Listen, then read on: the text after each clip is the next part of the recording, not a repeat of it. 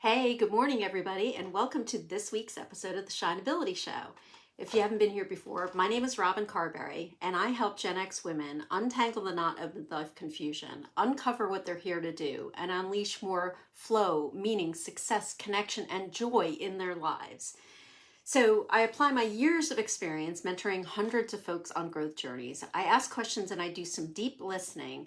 And I also leverage my own experience as an OG Gen Xer to help my clients stop second guessing and backpedaling. Instead, start moving forward with full confidence that they are on the right track.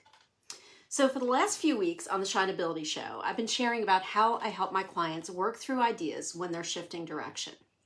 So it started out with giving yourself permission to move on when something doesn't work for you. I then talked about how to focus when you have too many ideas. And then finally, I talked about how to let creativity flow again when your ideal well has run dry, which is something that can happen to you when you're in burnout. So today, I want to explain how you use the Sparketypes, which is one of the tools that I use with my clients, to choose the right opportunity to pursue once you've narrowed in on a few big ideas for the next step for your business or for your career. So let's start with talking about the Sparketypes a little bit. The Sparketypes are one of those just for fun personality tests that helps you identify your Harry Potter house or what color or what animal you are. And learning your Sparketype isn't one of those really complicated or hard to understand assessments, kind of like MBTI or Enneagram, where you feel like you need a PhD to analyze your results. Forget about actually applying them to your life. So the Sparketype Assessment is specifically designed to reveal the type of work that makes you come alive. It gives you a real sense of focus and direction instead of confusion. When you have your Sparketype in hand, you'll begin to understand past decisions and choices, why what you're doing right now isn't working for you, and what type of work really lights you up. So work that lights you up is being sparked.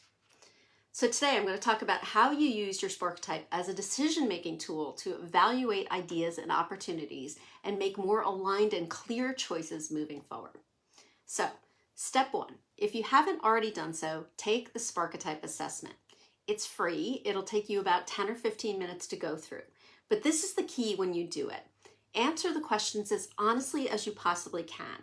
Don't think about how you'd like to answer them if you were being in your ideal persona, right? Or how you think you should answer them.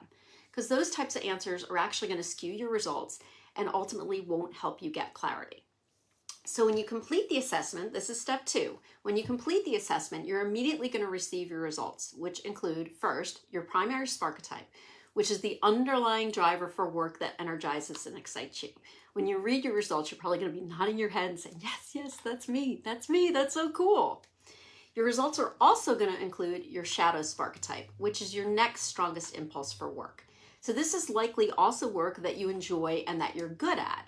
But when the Sparketypes are expressed in the healthiest way by you, your shadow Sparketype work is work that you do in support of your primary. It's not your sole focus when it comes to work.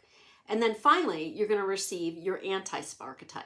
This is the type of work that drains you of energy.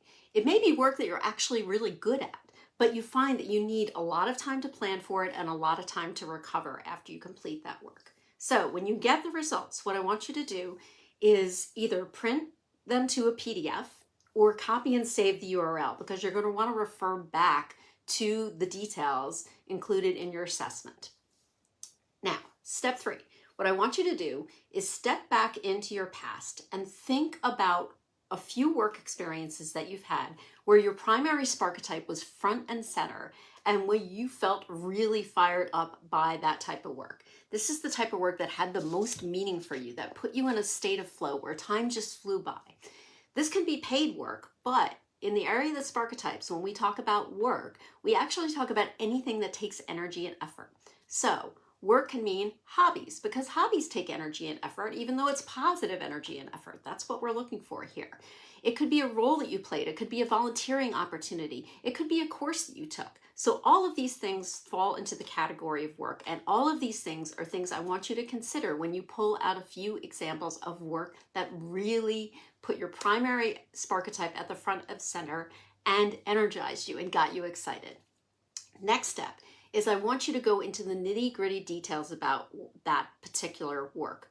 Why? Because I want you to separate yourself from job titles, from industries, from the type of business that it was, from all those descriptors that go around those types of things. I want you to get into the details about the topics that you were working around, the tasks that you were doing, the projects that you were doing. How were you working with people? Were you working in a team, collaborating? Were you working by yourself?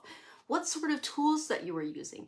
Each of those individual pieces, that's what you want to look at when it comes to what really filled you with energy when it came to that work experience. And I want you to note all those things. Grab a notebook, grab a Google Doc, get all these details down, because these details are going to become your decision-making framework. So this process can take some time. Don't feel like you have to capture all this information in one sitting. It's almost impossible to do that.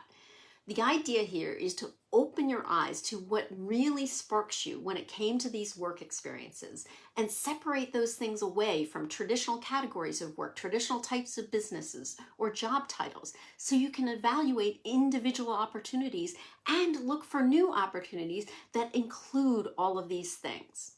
So step 4, this is where the magic is going to happen.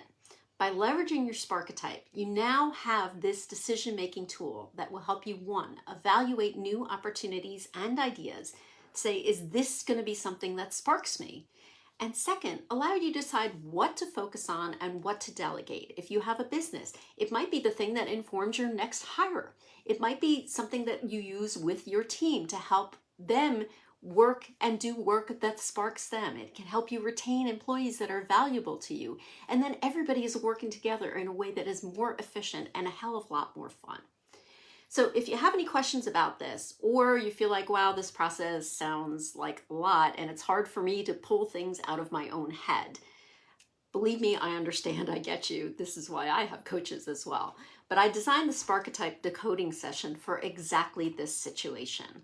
So if this it sounds like something that's interesting to you, something that you want to dive into, something you have questions around, just send me a DM and let me know. I'll be happy to chat with you about it.